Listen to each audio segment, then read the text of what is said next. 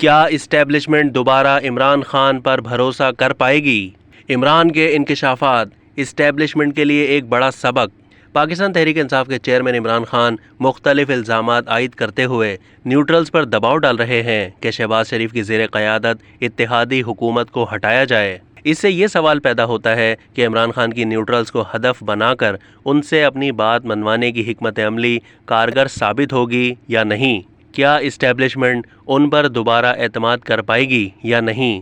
Neutrals کا اصرار ہے کہ وہ غیر جانبدار ہیں اور ان کا کوئی ارادہ نہیں کہ سیاسی جوڑ توڑ کی ماضی کی غلطیاں دوبارہ دہرائیں، لیکن عمران خان نے جمعرات کو واضح انداز سے ایک مرتبہ پھر انہیں مداخلت کی دعوت دی۔ ساتھ ہی انہوں نے ایک مرتبہ پھر نیوٹرلز کو ہزیمت کا شکار کرنے کی کوشش کی اور کچھ الزامات دہرانے کے ساتھ کچھ نئے الزامات بھی عائد کیے۔ انہوں نے خبردار کیا کہ آپ کے پاس ابھی بھی اپنی پالیسی کا جائزہ لینے کے لیے وقت ہے۔ انہوں نے الزام عائد کیا کہ اسٹیبلشمنٹ نے کرپٹ لوگوں کی حمایت کی ہے۔ اپنی حکومت کے خاتمے سے لے کر عمران خان نیوٹرلز پر دباؤ ڈال رہے ہیں کہ اتحادی حکومت کو ہٹایا جائے تاکہ اقتدار تک رسائی کے لیے ان کا راستہ ہموار ہو سکے۔ عمران خان حکومت میں بیٹھے اپنے سیاسی مخالفین سے بات کرنا نہیں چاہتے، لیکن اسٹیبلشمنٹ سے انہیں جو کچھ چاہیے وہ ان کی سیاست کے لیے موزوں ہے۔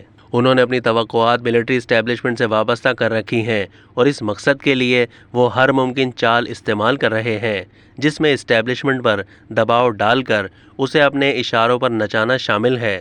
جمعرات کو انہوں نے نیوٹرلز کو یاد دلایا کہ ISI انہیں کرپٹ لوگوں کے کیسز کے بارے میں بتاتی رہی ہے، تاہم انہوں نے یہ نہیں بتایا کہ ISI میں سے کون لوگ انہیں یہ سب بتا رہے ہیں۔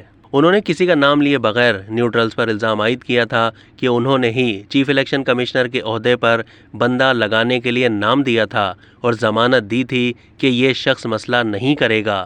عمران خان کو حکومت میں لانے والوں اور بعد میں اس حکومت کی ہر طرح سے مدد کرنے والوں پر عمران خان کی ایسی تنقید انہیں ناقابل بھروسہ شخص بناتی ہے۔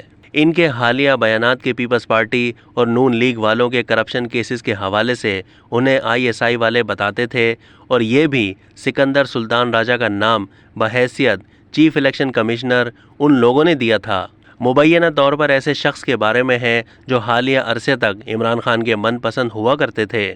گزشتہ چند مہینے کے دوران عمران خان نے دکھا دیا ہے کہ وہ اپنے فائدے اور دوسرے کے نقصان کے لیے ہر طرح کی توجیہات پیش کر سکتے ہیں، چاہے ان میں وہ لوگ ہی شامل کیوں نہ ہوں جنہوں نے عمران خان کو قانونی طور پر یا غیر قانونی طور پر ماضی کی طرح فائدہ پہنچایا ہو۔ آزاد مبصرین سمجھتے ہیں کہ چاہے اسٹیبلشمنٹ اپنے ماضی کے متنازع کردار کی طرف واپس کیوں نہ لوٹ آئے، عمران خان وہ شخص نہیں بن پائیں گے جن پر بھروسہ کیا جا سکے۔ کہا جاتا ہے کہ عمران خان اسٹیبلشمنٹ کے لیے بھی ایک بڑا سبق ہیں۔ عمران خان کے بے لگام انداز سے اسٹیبلشمنٹ پر حملے ان کی اپنی پارٹی کے رہنماؤں کے لیے سنگین تشویش کا باعث بن چکے ہیں، لیکن پارٹی کے لوگ بھی بے بس ہیں۔ وہ آپس میں اس بات پر بحث و مباحثہ کرتے ہیں کہ عمران خان کو کیسے روکا جائے۔ کچھ لوگ ایسے بھی ہیں جو ان سے انتہائی محتاط رہنے کو بھی کہتے ہیں۔ قافلی کے رہنما پرویز الہی اور ان کے بیٹے مونس الہی بھی انہیں خبردار کرتے ہیں کہ اسٹیبلشمنٹ پر عوامی جلسوں اور میڈیا انٹرویوز میں تنقید نہ کریں، لیکن بدلے میں ایسے تمام افراد کو اپنے لوگ کہہ دیا جاتا ہے۔ اب تک کے لیے اتنا ہی۔ مزید معلومات کے لیے ڈیلی جنگ کے YouTube چینل کو سبسکرائب کیجیے اور فیس بک کے پیج کو بھی لائک کیجیے۔